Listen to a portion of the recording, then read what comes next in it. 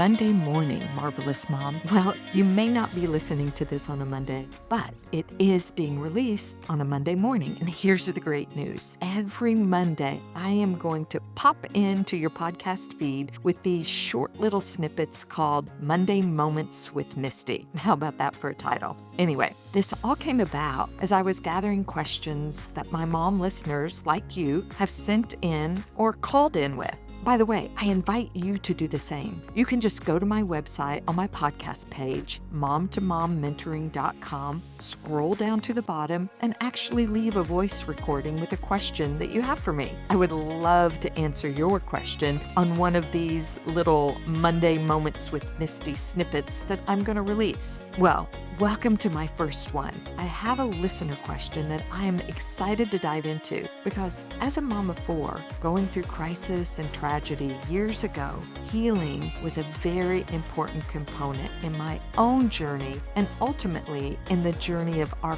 family. So let's dive in right away with a question from our caller. Hi, Misty. Thank you for taking my question. How do you raise three teenagers while you yourselves are trying to get healthy? First, let's just pause for a moment and recognize raising three teenagers, whether you're trying to get healthy or not, is enough to make you want to get healthy. I just want to commend this beautiful mom and say, well done in the pursuit of your own healing, of your own restoration.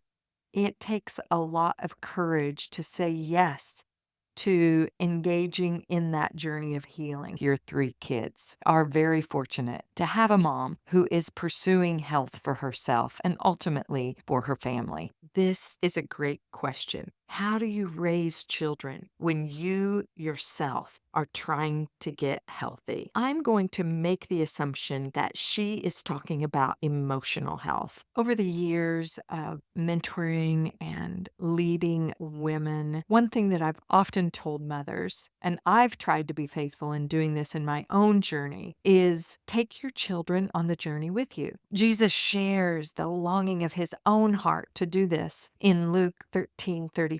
He says, Jerusalem, Jerusalem, kind of like children, children, who kills the prophets and stones the messengers. I've wanted to gather you together as a mother hen gathers her young under her wings. Now, maybe our children aren't killing or stoning anyone, but they might not be behaving in ways that we long for them to behave. I've often envisioned myself gathering my children underneath my wings in my home as I sit under the wings of Christ and under his protective covering, receiving the healing, grace, and mercy that he has. I've seen myself as a mom doing the same with my kids, taking them on that journey with me. You see, Mom, I can only give what I've received from Jesus. I can imagine being tucked up right next to his side to receive healing and protection. I want to encourage you, first and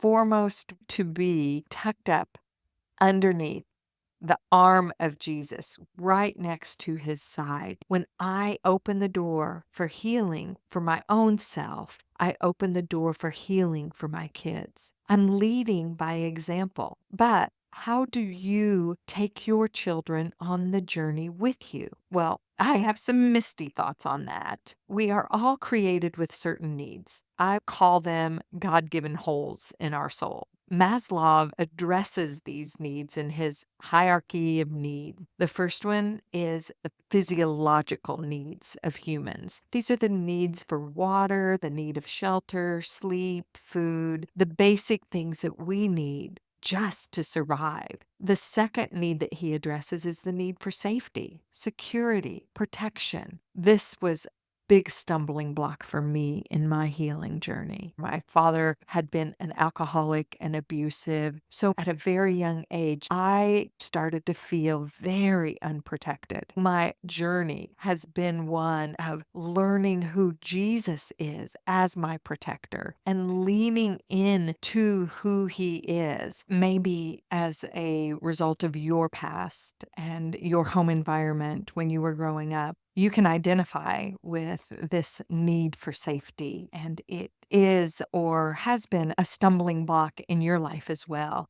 Mom, you are in good company right here. The next need that Maslow addresses is the need to belong. Oh, beloved mom, you are created for intimacy, for friendship, a sense of connection. You also have a need for esteem, respect, status, recognition, a need for freedom. Our children have these same God given needs in them. They're not bad, they are needs that we all have. As you embrace these areas of restoration and soul healing that you need, it gives you the freedom to give your children what they need. The last area that Maslow addresses is the need for self actualization. This is at the pinnacle. This is where we become who we're created to be. There is a God given desire in each and every one of you to become who you are created to be, the best you can be. How can you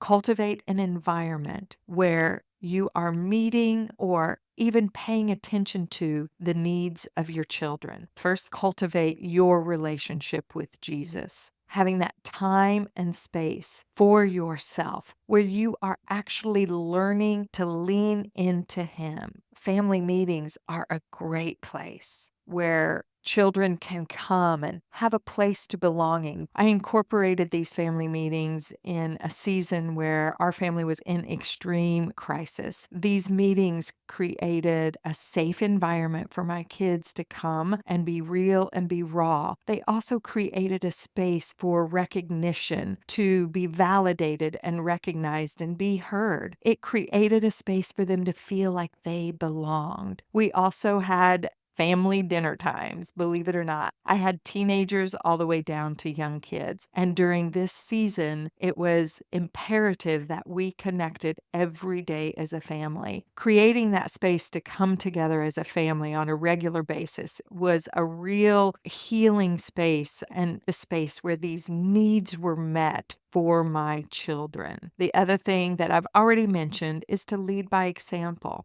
Take them on the journey with you. Show your kids what it means to go on a journey of healing. Be authentic and be consistent in that authenticity. You're learning, you're growing, you haven't arrived yet. Allow your children to see you and be in that sticky, messy process with you. And it is messy and it is sticky. And in those times when you miss the mark, humbly go to your children, repent, and confess that you've missed the mark. And I want to encourage you to be very specific about what you are repenting for. Okay, Mom, we covered a lot of ground in a short amount of time. The thing I want to leave you with is just stay steady on your own journey of getting healthy and stay close to Jesus. He is all sufficient and He really does have all you need tucked up underneath that wonderful wing of His. That is the most important thing for you and for your family. Your children are watching. They are learning from you, whether they acknowledge it and even realize it or not.